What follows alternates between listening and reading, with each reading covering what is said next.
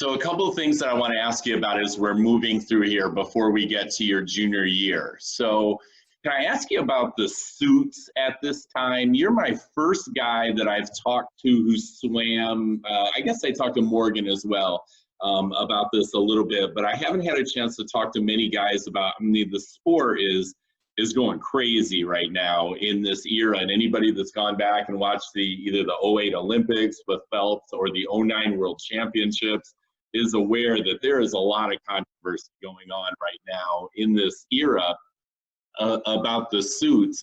Tell me about, I'm interested in the, especially like, were you trying a lot of different suits, and was there an opportunity to kind of figure out what worked for you, or were you a high school swimmer and you just kind of swam the suit they handed you? So at that time, freshman year, hand-me-down from the older guys, I wore a leg FS1, right? The original shark skin, and actually loved that suit. I absolutely loved it. And then I think I wore the same suit sophomore year. And to be honest, my family, there's 5 kids in my family. We were very blue collar. We didn't have a whole lot of money, so we weren't out there buying suits. Trust me. If you won this last year, you can win it this year, right? That's right. Exactly. The first suit we bought was, and I'm convinced to this day, was a knockoff FS2 off eBay. We got it for like $90 or something like that on eBay, that I wore junior year. And I hated it. I don't know if I hated it because I was underperforming what I thought I would, or because it was actually the suit that was not performing. But yeah, it was wild. I mean, let's see, my junior year, the Pro had come out. My teammate had the full body Pro, and I wore the FS2. And then my senior year was the big year, right? The '08, '09 Olympics. The U.S. Had those American flag lasers with the rubber panels. And then the rubber suits started coming out, right? The J-Kids and the arenas and all that stuff. So it was an interesting time for sure. And I got a couple stories. I don't know how deep you want me to go into that. Go ahead. We're here. Okay. All right. So there was a meet. So the lasers had just come out, and there was a meet. It was the Michigan Open. And of course, the lasers brand new were like, I don't know, $500 or something like that. But at the Michigan Open, Speedo was there because all the big guys were there. This was before '08 Olympics. So all Phelps was there. Everybody was there at this meet. And so lasers were just being thrown around all over the place to these guys. And I'm just walking around the deck, and I look in the trash can, and like I'm just walking by a big trash can, and I look in there, and there's a box that the suits comes in, right? And I like see next to it like this black, so I like kind of take double check, and there's a full body laser in there, and I'm just like, what is going on? So I pick it up. I'm like, okay, this thing's got to be ripped or something, right? No rips in it whatsoever. And I'm like, look around and just like walk away with it.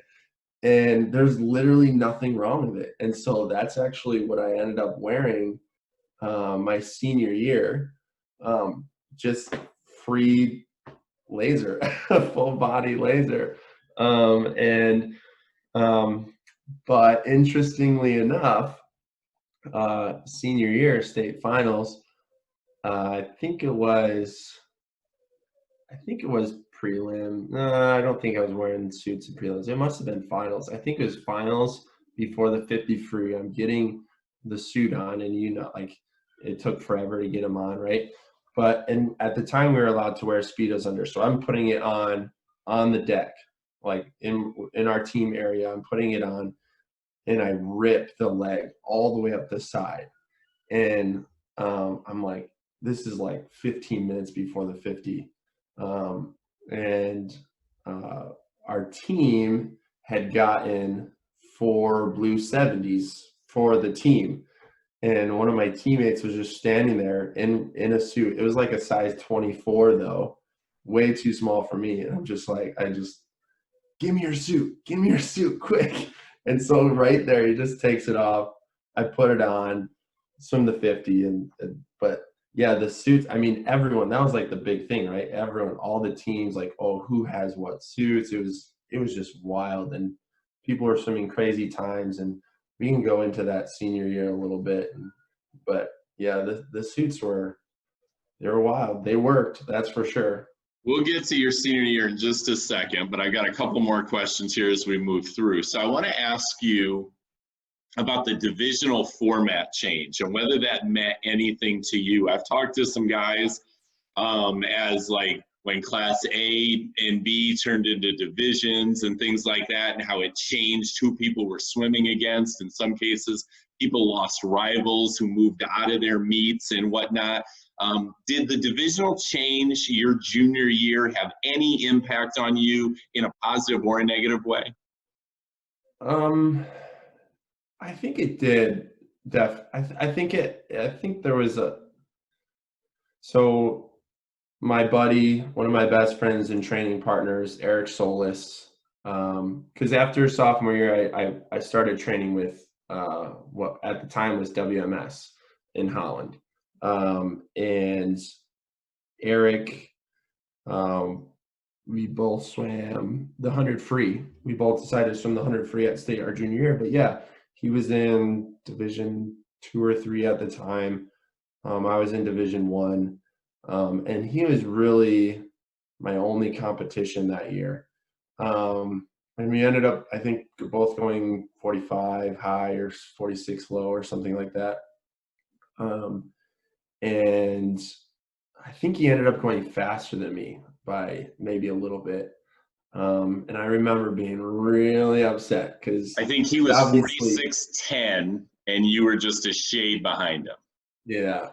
And I just honestly, I in that junior year, that was my biggest disappointment, I think, in high school. I did not get that much faster. And I won, right? I won both the 50 and the 100, but for winning, I don't think I could have been more disappointed. But I just remember as soon as I finished my 100, I didn't really care about my place. I just wanted to know what Eric swam. So I was like asking everyone, what did Eric go? What did Eric go? Let's get it all right here. So I'm looking it up on the fly with you here. So Eric went 46 flat and you went 46.07. Yeah. So, and of course, like, I'm like, if we had been head to head, I know I would have won. I know it, but we never got the opportunity. And so like from that point on, I was like, man, I like looking at, cause I think Indiana and Illinois, maybe they do like the top guys are always at the A state meet or whatever, right? There's like qualifying times, I think, is how they do it. And so all the fastest guys are at the same meet. And so I always kind of had that, like, I didn't like how Michigan did it that way, that it wasn't guaranteed that the fastest guys were at the same meet. So, I mean, it works. It's fine. And there's always pretty good competition, but yeah. Sure. I mean, once you go to 3 meets, there's much more likelihood that that's going to happen. I want to take a second as we're moving through here, because I think that he must be critical in your training and whatnot as well. But, you know, you swim with Mike Winalda, who is one of my all-time great 200 freestylers as well. He was a NISCA national champion in the 200 freestyle. You were 1 year ahead of him, is that right? Yeah. So as you guys are coming through, the ability to combine forces makes some really great relays, and you guys are doing some big time things. Tell me about what it was like to be part of that team and to have a teammate that was also an All-American, and which gave you guys an opportunity to do some big time things. Yeah, again, it really started. I mean, we had some good, Grandville had some good guys before that, like 05, 06 era. But again, I think it really does come back to like Matt and John and their leadership, and they really just set the tone. And then from there, it just kind of, I mean, we all like, just everybody on the team, we didn't really have to talk about it much, but we all just wanted to win. And we just wanted to compete, and we knew that we could compete with anybody. And so it didn't matter who you were. You know, we had a lot of guys who just swam the 4 months of the high school season, but it didn't matter. Like, we came in from day one, and it doesn't matter, you know, how out of shape you are. We just went. It was go right from day one. And I mean, yeah, and then it was guys like Andrew Rose, Matt's little brother, who didn't have a ton of talent, but he worked harder than anybody even college, all the college teams that I was on, he just worked harder than anybody. And he went on to swim at Hope and did some pretty great things there. But that's just kind of what our mentality was. And then Jason and Tyler Bergsma, John's younger brothers. Again, it was just kind of like a family affair, and we just kind of passed it from generation to generation. You know, and my brother was a part of that as well. My brother was a diver, but he was 21.8 on relays. Like, he could just swim a 50 free. It was just kind of in the genes, you know? And so we just kind of all had this theme, and our coach, Jeff Burgess, just really facilitated it and pushed us. And that was just kind of what we did. We just competed, and we went fast. And then, I mean, and we had some good genetics, like our relays. I mean, Mike's was 6'6", 6'7". You know, he got up, I think he's 6'8" now or something like that, crazy. And I'm 6'5". And I mean, I joke about our water polo team. Our starting lineup probably averaged 6'4". Our goalie, my senior year, our goalie was 6'9", Colin DeHaan. Mike was 6'7". I'm 6'5". We had a couple other guys around like 6'2", 6'3", and then we had a couple 6-footers. And I mean, we were just monsters, and we kind of got lucky in that sense. But yeah, we're big, athletic, fast guys. I imagine a few of the other sports coaches were probably a little jealous of the athletes that were in the pool, right? Yeah, for sure. We definitely were taller on average than our basketball team those years. That's great. So let me ask you about that junior year just a touch before we move forward. And, you know, you touched on it that you felt like you were underperforming. And, you know, I noticed, you know, you go a little bit faster in the 100, but you don't go faster in the 50 than you had with that kind of magical prelim swim your sophomore year. And it kind of sets the stage for a big breakthrough as a senior. You won, obviously, the 50 and 100 your junior year. So you won, but, you know, as you said, you weren't completely happy with your performance. How does that disappointment kind of manifest itself in this next year? You know, what changes? Yeah, definitely. I think I just had a chip. I think going into that junior year state meet, I think, you know, obviously I was the favorite. I think there was sophomore year, there was no pressure, right? I came out of nowhere. Junior year, there was the pressure, and I don't think I was equipped to handle it. I think the taper was a little bit off. I think I was in my head about the suit. I mean, there's just so many things. I think that just obviously the results just weren't what I wanted. But yeah, again, it probably had to happen, right? Because from that point on, I wasn't taking any chances. I had the chip on my shoulder. I knew I was better than that, and so I just didn't really let anything get in my way. I made some changes. I stopped playing baseball. I didn't play baseball anymore in high school. After that, I committed myself to swimming in the springtime and full time in the summer. And even water polo, we swam during the water polo season, not full time, but more than before. So yeah, I think it probably had to happen, and I think that is definitely part of why senior year went well. And yeah. So you mentioned the breaststroke. I love that you swim a 25.3 on your 200 medley relay just to get your senior year going. So, you know, for anybody that wondered if this guy was a one-trick pony, he did what he needed to do for his team and threw down a 25.3 breaststroke, which certainly stands up really nicely. You know, and then the 50 comes, and I'm sure you had your eyes on the state record, at least after prelims. So a little bit more background here. So Rafi Karpathian goes 20:37 in 1992, and that record stands for 12 years.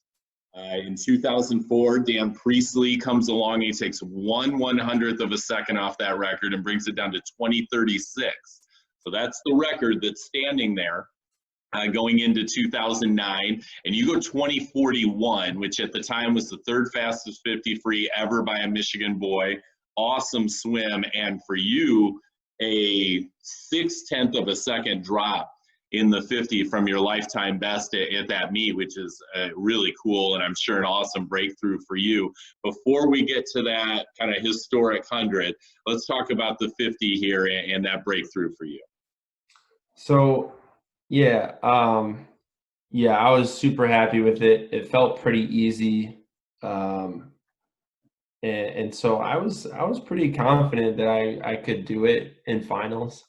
Um, I yeah, I obviously, yeah, that record was and maybe it was too much on my mind. You know, I was focused maybe more on the record and less on what I needed to do.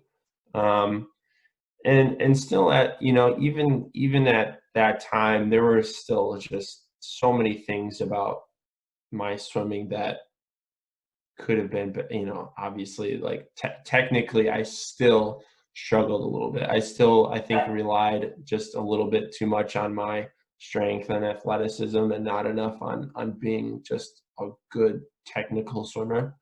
Um, but I mean, yeah, I couldn't be disappointed with 20.4. So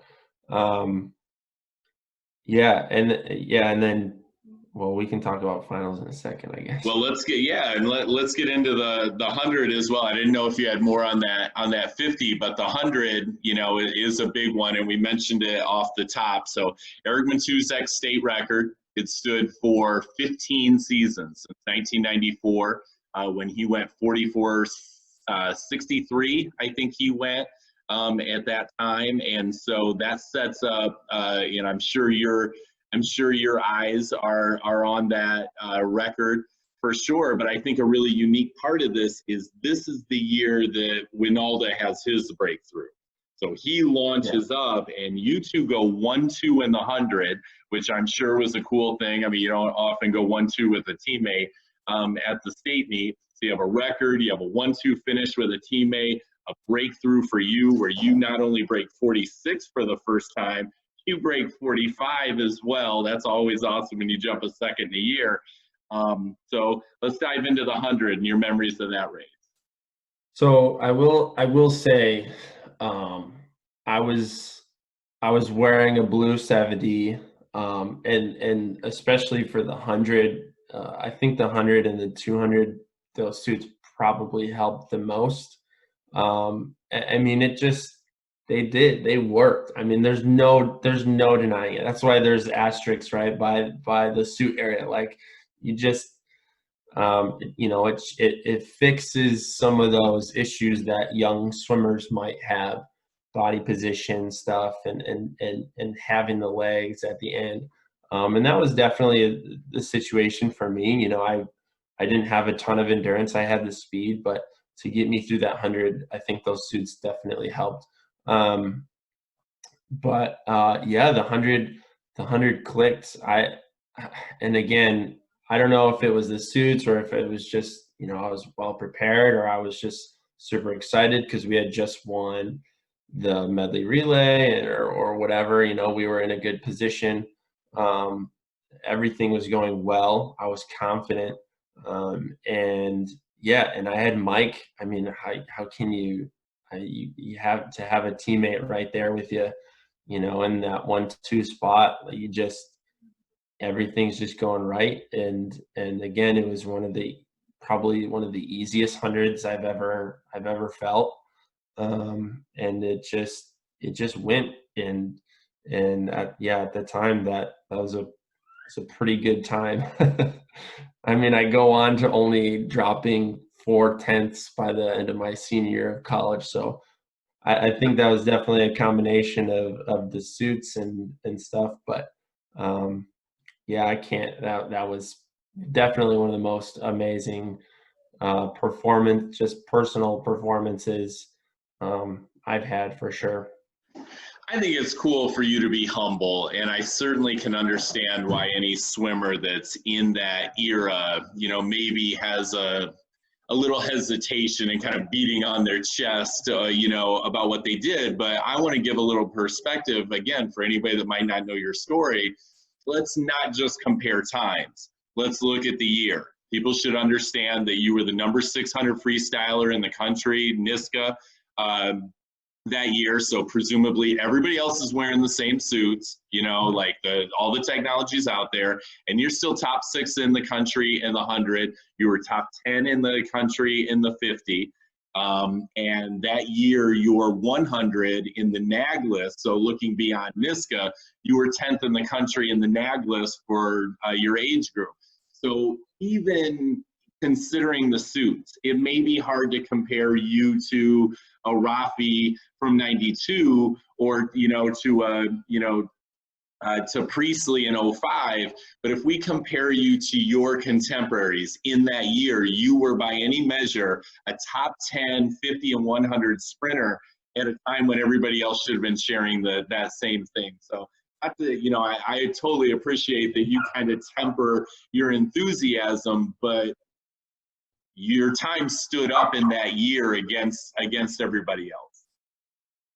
Thanks. I think it's important, because I think it would be easy for somebody to say it was just about the suit, and to say, oh, well, he only went that fast because he had the suit on. Yeah, well, so did Michael Phelps. Right. Michael Phelps didn't go faster than he went in 08, 09. He won the 2016 Olympic gold medal in time slower than he went that year, So everybody that was swimming in those 2 years found themselves chasing those times that they went in those suits the rest of their career. So, join the club, you had to go through that. But I think that you also deserve a lot of credit that you can say you did go faster after that, because Michael Phelps, the greatest swimmer of all time, didn't necessarily go faster after those suits, and there's something to be said there. Yeah. And no, without a doubt, I mean, our training leading up to that state meet was amazing. I remember, we had a few sets or things that we did in training to kind of test where we were. One of those being a Joe Bottom. We called it a Joe Bottom. It's a 75 all out 3 breaths. And leading up to that state meet, I had gone, and this is in a Speedo at the end of a practice. 33, I don't remember what it was, but it was 33 mid or low or something like that, with 2 breaths. And so that definitely, so yeah, you're right. I mean, yes, we did have the suits, but I was definitely prepared, and I think we hit our whole team. I mean, our whole team was performing. I think we definitely hit the taper, and we were definitely all ready to go that year. So I know you know this, but again, I always love to kind of support the history as we move through the conversation. If anybody recognizes that name, Bottom, that is in relation to Mike Bottom, the coach at Michigan. That is Joe Bottom, his brother, who was a world record holding 50 and 100 freestyler, a world champion, an Olympic medalist. So the little race, or the practice that you were doing there, of course, is named after Mike Bottom's brother Joe. So if anybody wondered where that came from and didn't know the history, that's that.